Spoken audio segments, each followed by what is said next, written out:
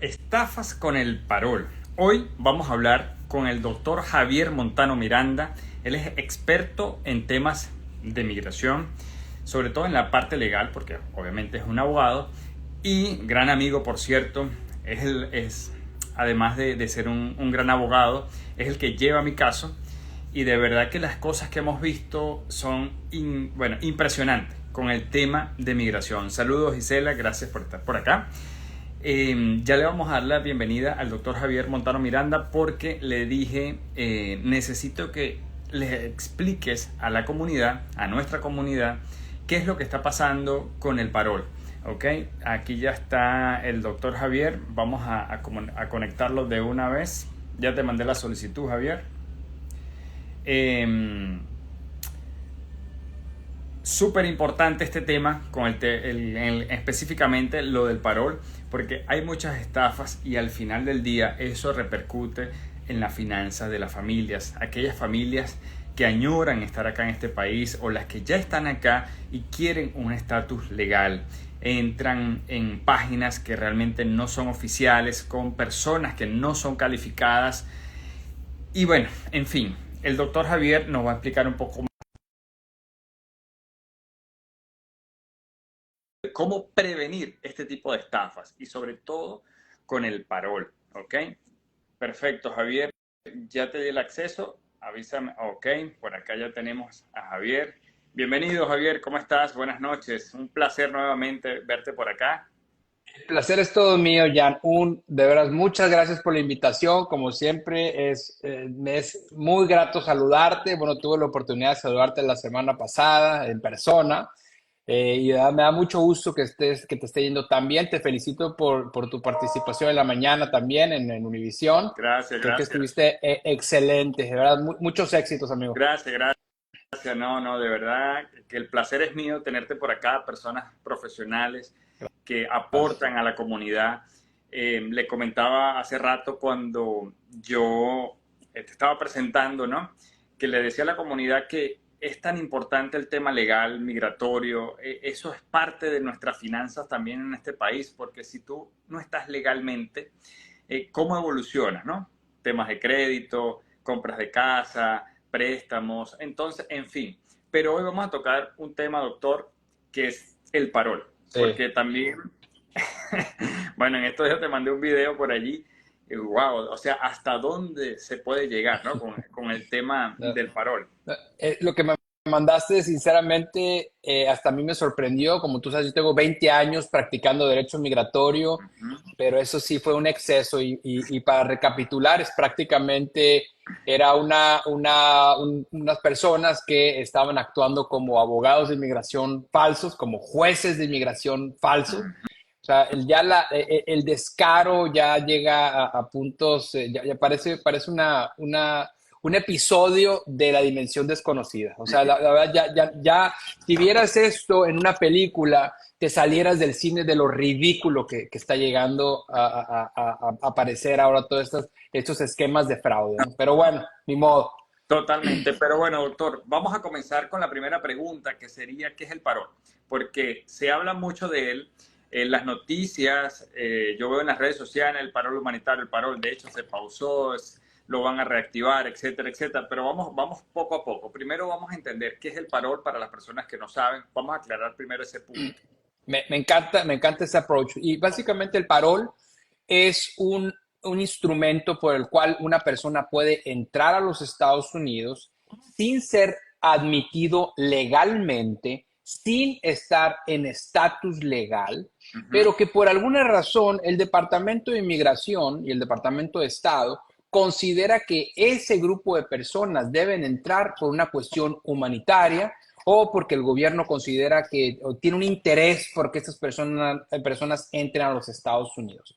El interés puede ser muchos, por ejemplo, pudiera ser que a lo mejor el gobierno de los Estados Unidos no quiere que las personas se amontonen en la frontera, entonces quieren hacer una medida pues más organizada para entrar a los Estados Unidos, pero a grosso modo el parol es un instrumento por el cual una persona puede entrar a los Estados Unidos cuando no pudieran hacerlo de otra manera. Sin embargo, no garantiza un estatus dentro del país. Eso ya sería otro proceso, Correcto. ¿correcto? El parol no es un estatus legal, es una entrada, es una estadía autorizada en los Estados Unidos. Y el concepto de estatus legal en el mundo migratorio es muy importante, porque una persona que está en estatus legal, pues generalmente puede saltar a otros beneficios migratorios estando físicamente dentro de Estados Unidos. Te voy a poner un ejemplo. Si una persona está en estatus legal, digamos que una persona está en estatus de, entró como turista y está dentro de sus 6 meses autorizados como turista. Esa persona en estatus legal puede cambiar a otro tipo de visa. Por ejemplo, pudiera saltar a una visa de inversionista, a una visa de estudiante, quizás a una residencia permanente por medio de empleo. Pero lo mismo no sucede cuando está una persona con un estatus autorizado, que es lo que te da el parol.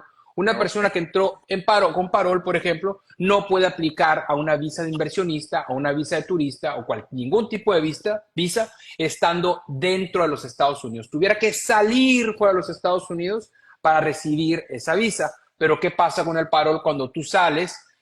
Pues se revoca. O sea, básicamente si tú sales con el parol, lamentablemente ese parol se elimina y ya no puede rentar los Estados Unidos. O sea, que eso que se dice por allí, que después de los 2 años, que creo que es el permiso que da el parol, la persona automáticamente no tiene opciones de cambiar o sea, cambiar algún estatus. O sea, se le venció el tiempo y tiene que regresar.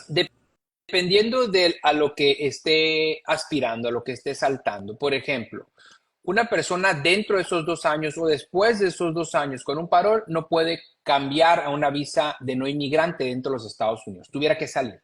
Pero cuando una persona entra a los Estados Unidos con un parol y que lo dan por 2 años y le permiten a la persona trabajar dentro de los Estados Unidos, número de seguro social y todos esos beneficios, esa persona va a tener un problema al momento de que se cumplan esos 2 años, porque o extienden ese parol, que no sabemos si lo van a hacer, no sabemos si la administración actual o la entrante o la administración que esté el año que entra, no sabemos si va a extender ese parol o va a dar otro tipo de beneficios. Entonces, eso debería ser utilizado como un trampolín para saltar a otro tipo de beneficios. Uno de ellos pudiera ser el asilo, pero obviamente, como hemos mencionado en un programa anterior, no todo mundo califica al asilo. El asilo es un beneficio individual de la persona, o sea, no todas las personas que tienen asilo, perdón, no todas las personas que tienen una nacionalidad lamentablemente califican un asilo. El asilo solamente se da una persecución por raza, religión, nacionalidad, opinión política, participación social en grupos determinados. Son 5 miedos que protege el asilo. Entonces, cuando es un miedo general al país, eso es un TPS. Entonces, el miedo individualizado es un asilo. El miedo general es un TPS. Entonces, mucha gente dice, bueno, entro a los Estados Unidos, ¿qué es lo que voy a hacer? Bueno, voy a aplicar, teniendo el paro, voy a aplicar a un asilo. Bueno, tenemos que evaluar si realmente esa persona tiene ese miedo. Porque si tú no tienes miedo de volver a tu país, lamentablemente el asilo no es una solución. Porque el asilo eventualmente te va a llevar a una entrevista en la oficina de asilo. Y si tú no pasas esa examinación, esa evaluación en la oficina de asilo, la segunda instancia es una corte de inmigración. O sea, tú ya estás en proceso de deportación. Pero lo hacen de una manera muy diplomática. Te dicen, mira, en este momento no puedo aprobarte tu asilo, pero te voy a mandar a otra oficina donde ahí vas a poder reaplicar y ver si calificas. Esa otra oficina es la Corte de Inmigración. Estás en proceso de deportación. De hecho, como lo hemos dicho anteriormente, la manera más fácil, rápida y segura de poner a una persona en deportación es someter un asilo sin fundamentos legales. Es casi seguro que vas a acabar en una corte de inmigración. Entonces, es muy importante también las personas que tienen un parol, que en este momento evalúen si deben saltar a otra categoría o no. ¿Y qué categoría es la que les conviene? No a todo el mundo, como te menciono, no a todo el mundo les conviene el parol, no a todo el mundo les conviene el TPS, pero eso es una evaluación que debe hacer un profesional. allí es donde es importante exactamente la asesoría de un profesional y bueno, en mi caso yo recomiendo al doctor Javier. Realmente con los años que yo tengo acá he recorrido muchas partes, la parte legal con muchas personas y de verdad que es un tema bastante delicado. No cualquier persona te tiene que llevar tu caso. Ahora, Javier, ¿cuáles son los requisitos para el parol?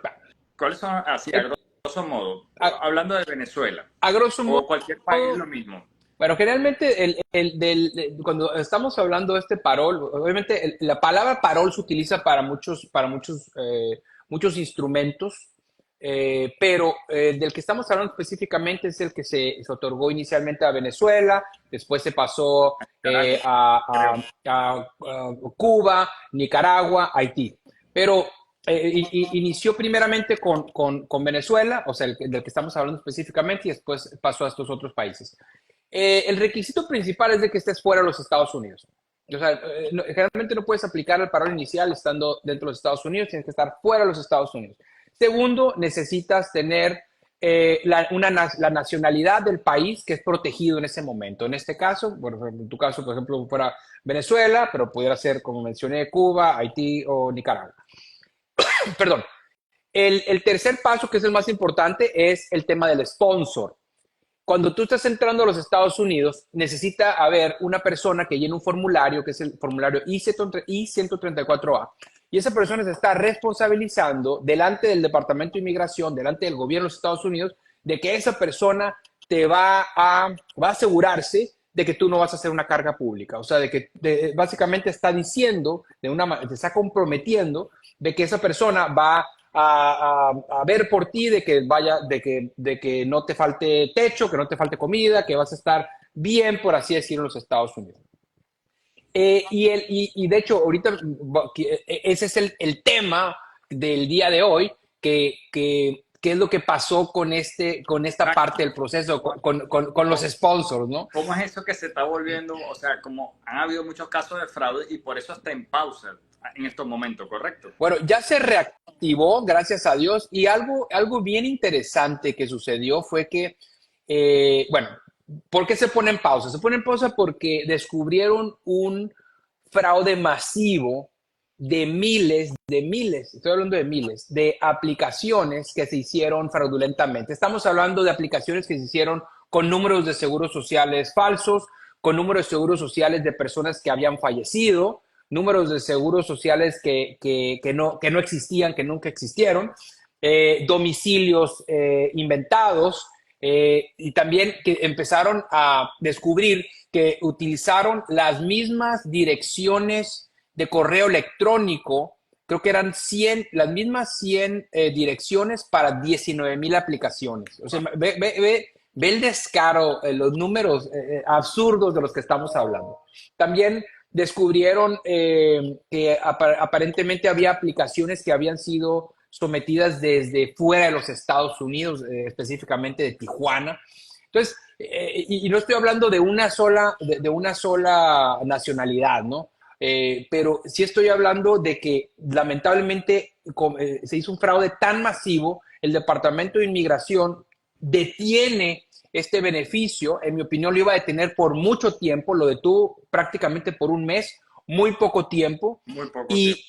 Y lo que hicieron fue que ahora llegaron a la conclusión de que tenían que tomar medidas más serias a la hora de escoger al sponsor. O sea, el sponsor ahora actualmente tiene que ir a una cita ante el Departamento de Inmigración para tomarse las huellas digitales y prácticamente demostrar, pues, A, que existe, y B, que puede ser un patrocinador. Excelente. Mucha gente dice, no, es que ahora mi patrocinador no va a querer, o las personas que se comprometieron a ser como patrocinador ahora no lo van a querer hacer porque no van a querer ir a inmigración a ponerse las huellas. Pues eso en realidad es muy absurdo, porque imagínate, si una persona está dispuesta a hacer el compromiso de ser tu sponsor financiero por 2 años, tú me vas a decir que esa persona no está dispuesta a ir 10 minutos a la oficina de inmigración a tomarse las huellas. Entonces, pero esto generó también mucho ataque a la administración actual, que como tú sabes es pro inmigrante, pero, pero del polo opuesto, del otro partido, desde hace tiempo le estaban diciendo, no sabes a quién estás dejando entrar, a quién están dejando entrar, no hay un control de esto, están entrando muchas personas que son criminales, etcétera.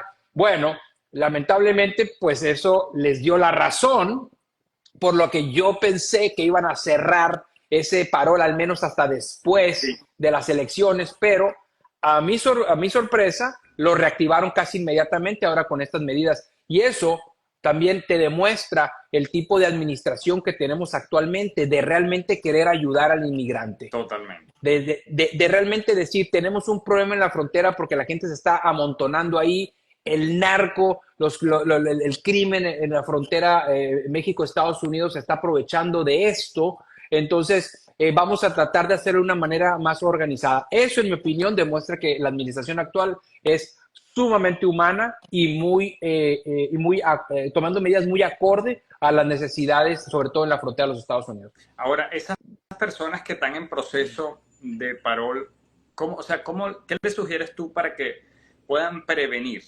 ¿Ok? Hay algunas alertas, porque fíjense que hay amigos que me han enviado correo preguntándome, Jan, quisiera que tú averigües a ver si esto es real, porque les llegan a Venezuela solicitudes del parol como tal, y yo que no es mi área, yo reviso y yo le digo, mire, esto no se ve bien. Entonces, para esas personas, ¿cuáles son las primeras recomendaciones así como que estén alerta? Lo primero es asegúrense, en mi opinión, esa es mi opinión, obviamente hay gente que no está en comunión con lo que le voy a decir, pero en mi opinión debe ser un abogado, número uno. Porque un abogado tiene la licencia para dar un consejo legal. Si no eres abogado, lamentablemente no tienes la licencia para dar consejo legal. Esto se ha diluido muchísimo porque vemos paralegales, notarios y personas que dan consejo legal al momento de que llega una persona con una necesidad. El notario, el paralegal, solamente pueden llenar documentos, no te pueden decir si calificas o no a un beneficio migratorio.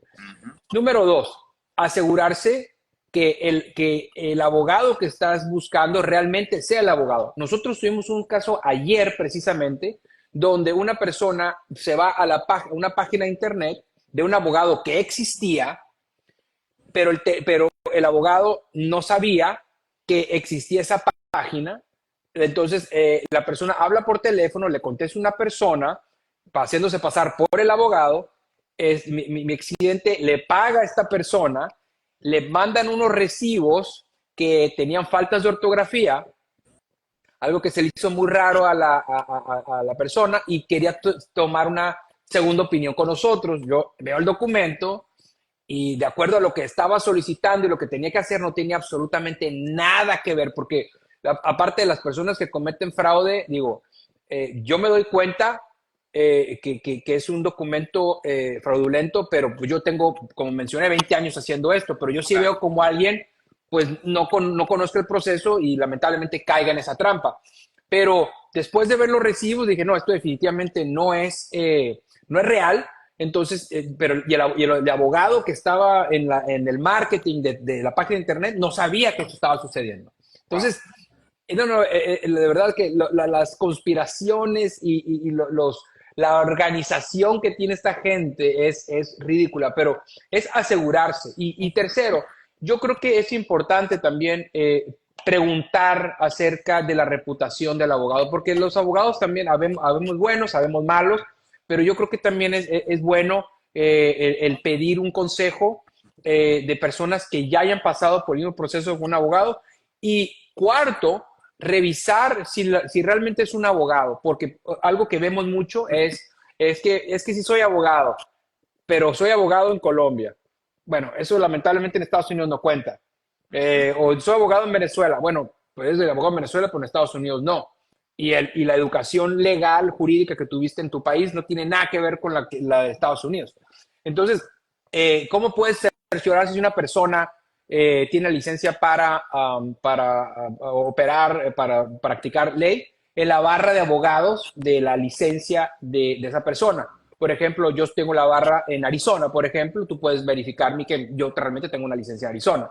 Pero si tienes, si tienes una licencia en Florida, tienes una Florida, pero una licencia en Nueva York, eso es verificable, eso es información pública que en mi opinión todas las personas que encuentran un abogado deberían de revisar, porque aparte, cuando tú revisas eso, también puedes revisar si la persona ha sido disciplinada y por qué ha sido disciplinada. Tú Un puedes historial. verificar si el abogado que tú estás contratando ha sido disciplinado, si le han quitado la licencia por algún tiempo, si es una persona de buen carácter moral, pero tenemos que investigar un poquito, no nada más ver a una persona en TikTok o ver a una persona por internet y decir, bueno, me cae bien, o tiene traje, o es muy elocuente, le voy a hacer caso. No, hacer una investigación, porque al final de cuentas hay gente, paralegales y notarios que cobran mucho más que un abogado Así.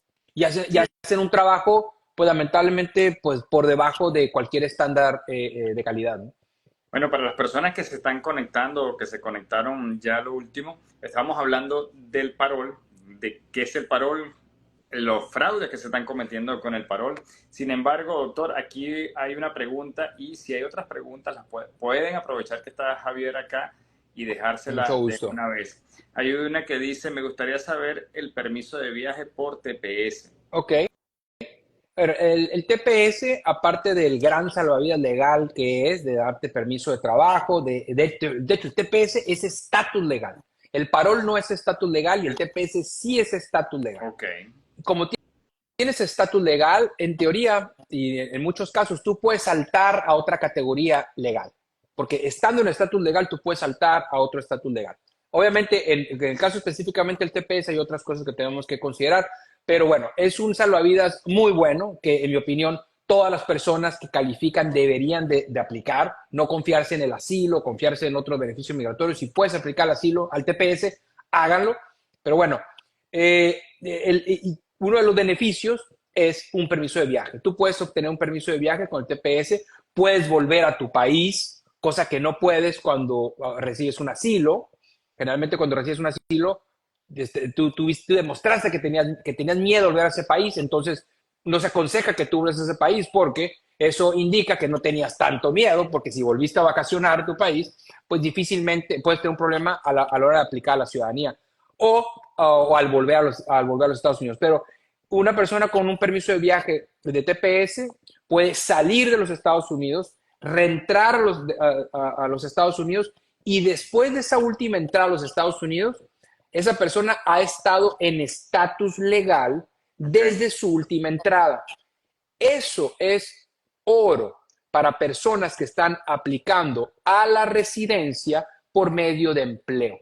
O sea, una estrategia fenomenal para las personas que están aplicando a la residencia por medio de empleo que tienen TPS es salir, reentrar y después aplicar a la residencia. ¿Por qué? Porque para aplicar a la residencia por medio de empleo, tú tienes que estar en estatus legal al momento de aplicar y debiste haber estado en estatus legal desde tu última entrada. Entonces, si una persona entra, por ejemplo, el clásico ejemplo, voy a poner Venezuela, entraron a Estados Unidos como turistas, aplicaron al asilo, después aplicaron al TPS. ¿Qué es lo que sucede? Cuando aplicas al asilo y el asilo está pendiente, ese periodo es un periodo autorizado, no es un estatus legal. Okay. O sea, mientras tú estás flotando con el asilo pendiente, no estás en estatus legal, estás en estatus autorizado, por lo que no puedes aplicar a la residencia por empleo dentro de los Estados Unidos.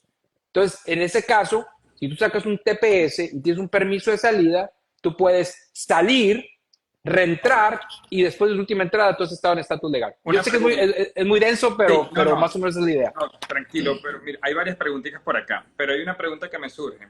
Esas personas que tienen TPS, pero tienen un estatus, o sea, aplicaron para el asilo, ¿ok? Pero no se lo han dado todavía. Correcto. Tienen la autorización. Correcto. Aunque tengan el TPS, ¿pueden regresar a Venezuela?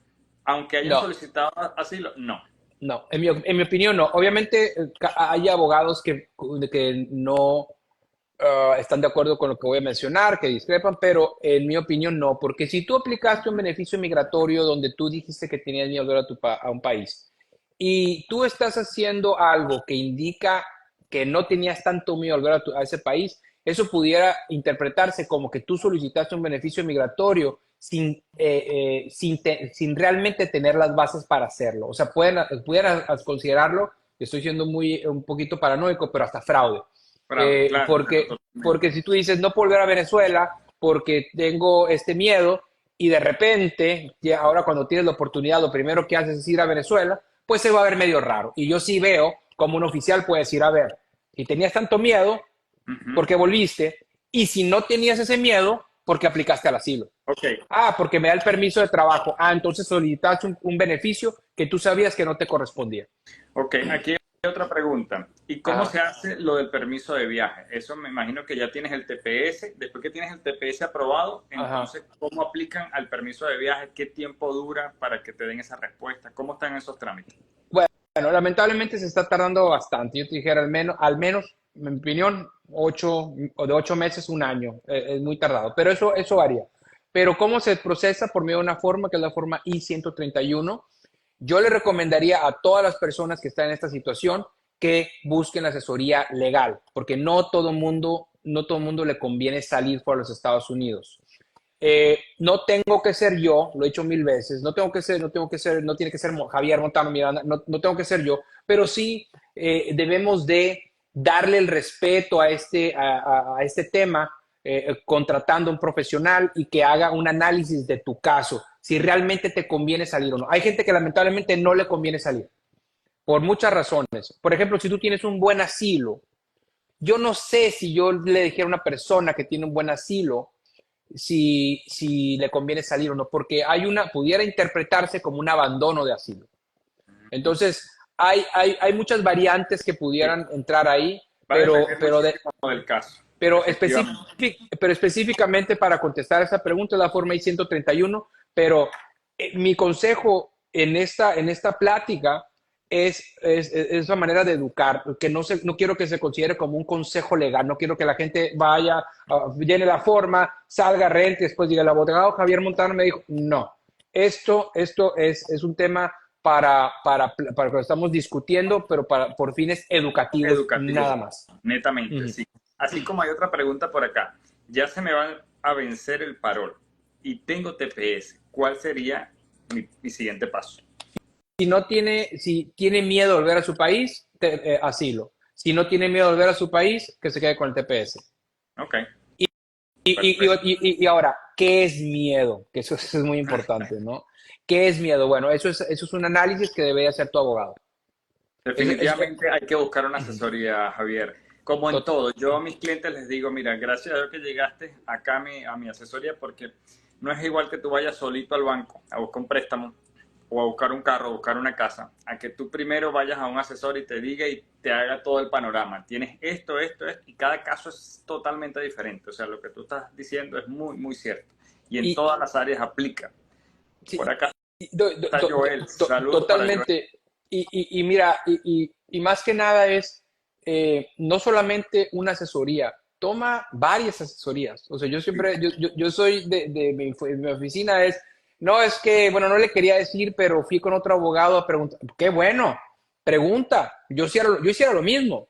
O sea, es tu vida. Mira, O sea, lo que tú dijiste al principio hace tanto sentido de que el tema migratorio tiene efectos en absolutamente todas las variantes y todos los colores en los Estados Unidos. O sea, te va a afectar en tu tema financiero, va a afectar en tu crédito, va a afectar en tu capacidad de viaje, va a afectar todo, absolutamente en todo. Entonces, todo. no subes, como todos los caminos llevan a Roma, o sea, sí, o sea, más o menos haciendo esta analogía al revés, pero todo tiene que ver con inmigración. Es que mira, nosotros en nuestro caso lo hicimos así. Nosotros hicimos 10 preguntas y fuimos, yo creo que 10, 15 abogados y paralegales que decían ser y conocer.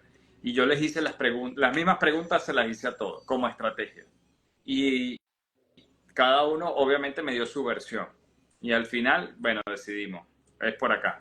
Por eso es que es importantísimo realmente la asesoría legal con un profesional. Aquí hay otra pregunta. ¿Una persona con residencia permanente puede servir de patrocinador para el Sí, parol? claro, claro, sí, una persona, un ciudadano, un residente. Es más, hasta una persona que tiene TPS puede ser patrocinador. Porque es una Lo que persona... necesita es tener recursos, ¿verdad, Así, Javier? así es, así es. Pero como el TPS es un estatus legal, entonces una persona que tiene TPS puede ser patrocinador. Una persona que es residente permanente también puede ser patrocinador. Pero sí, el común denominador, ciudadano, residente, TPS, es demostrar que tiene la capacidad financiera para apoyar a esa persona que está entrando a los Estados Unidos. Excelente, Javier. Gracias, Javier. Bueno, ya ¿Sabes? estamos.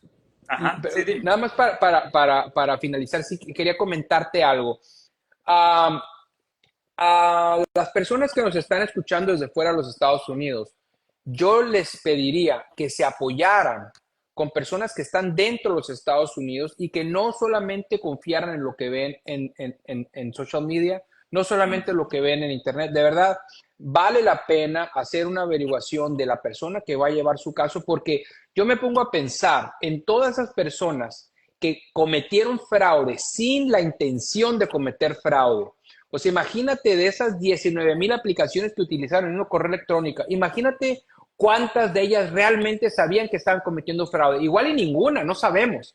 Porque igual y una persona que está en Haití dice, bueno, yo te voy a cobrar por este proceso, pero la persona no tiene idea de cuál es el proceso, no tiene una idea que se requiere un patrocinador. Entonces yo me pongo a pensar cuál va a ser la postura del Departamento de Inmigración con esas personas que lamentablemente cometieron fraude, porque a final de cuentas, y eso es una regla en el mundo migratorio, cuando tú firmas algo, tú estás jurando bajo protesta, decir verdad, que lo que está ahí lo revisaste y es verdad. Entonces, imagínate todas las personas que lamentablemente las van a embarrar con el concepto de fraude y ni siquiera lo saben. Entonces, eso, en mi opinión, va a tener consecuencias muy serias porque si hay algo que el Departamento de Inmigración rara vez perdona, es fraude. Sí, sí, totalmente. De hecho, fíjate que uno de los casos que me pasó, que me han pasado, amigos cercanos preguntándome si era cierto, incluso le llega el correo de migración y yo le decía, Ah. pásame clave de usuario y tú entras a la cuenta de la persona y no tiene nada. Y yo le digo, y le han quitado dinero. Le Sí. quitan dinero para el pasaje, le quitan dinero para... Y yo le digo, pero es que tú tienes un usuario creado, pero no, tú no tienes cuenta, tú no tienes nada. Ya eso es fraude. O sea, totalmente.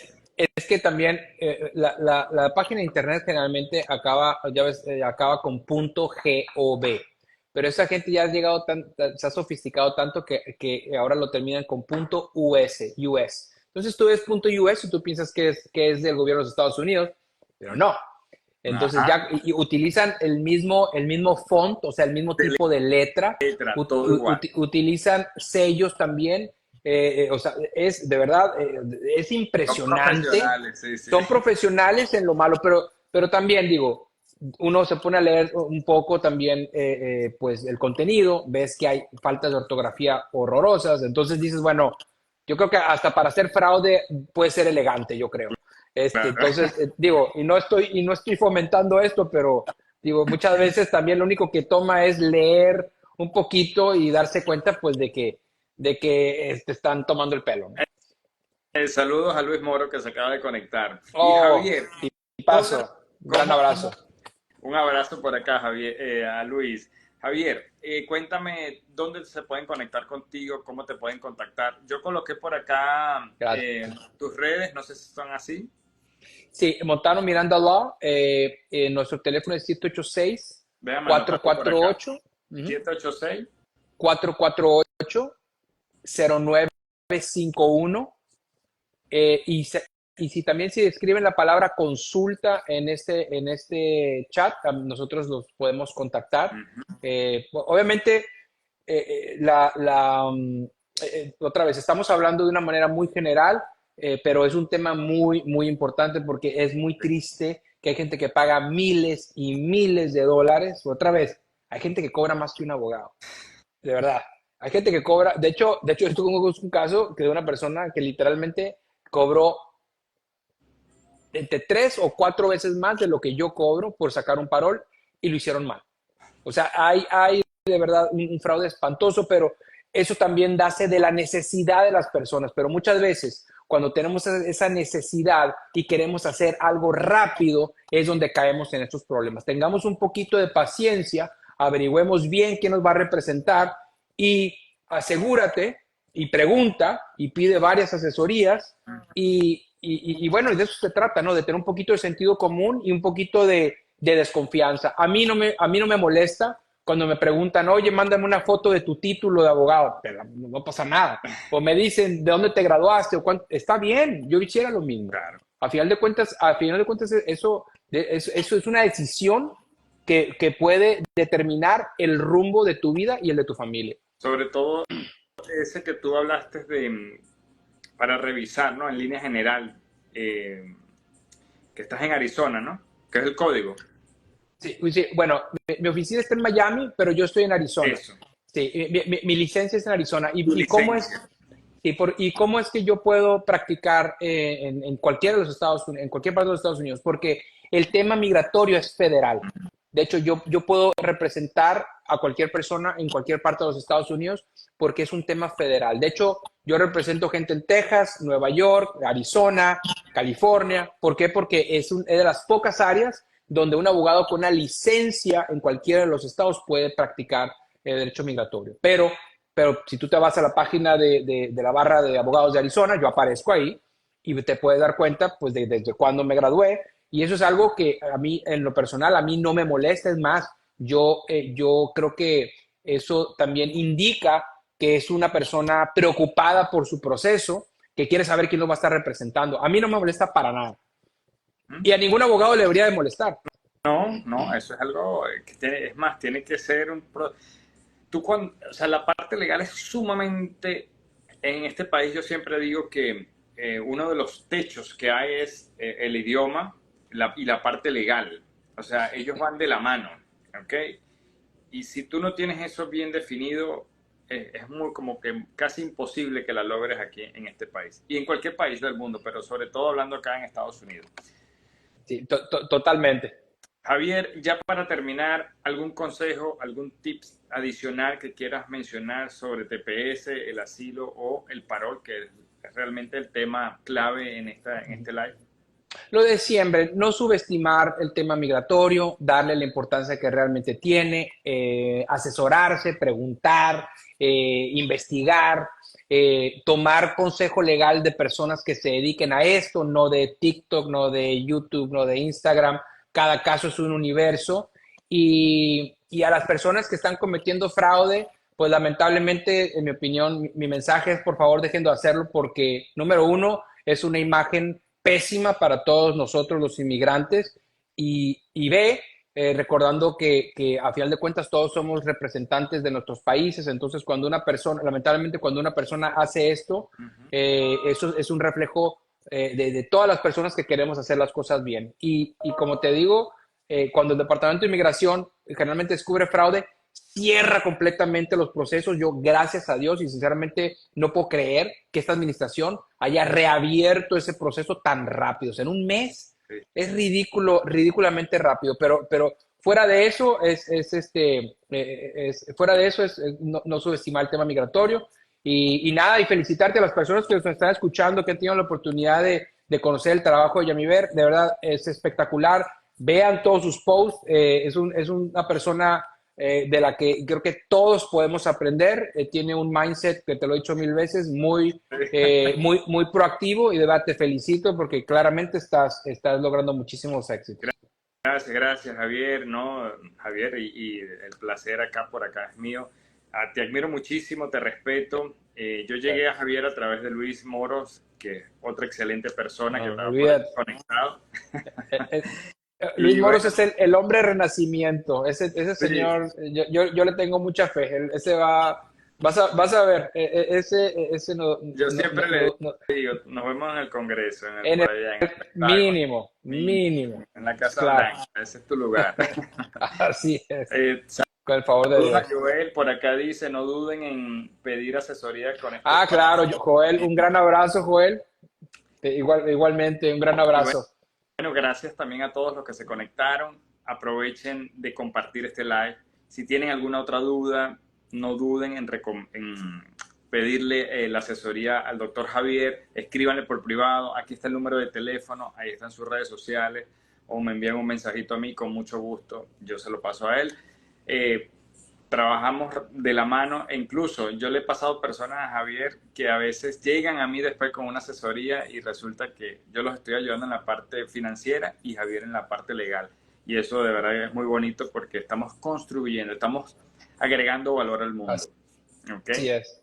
Bueno, pero tú estás agregándole valor al mundo, bueno, en finanzas, en fashion, porque tú siempre eres una persona sumamente elegante y ahora en fitness también. En O sea fin, sí. que así es. Pues te felicito, estimado, de verdad. Gracias Javier.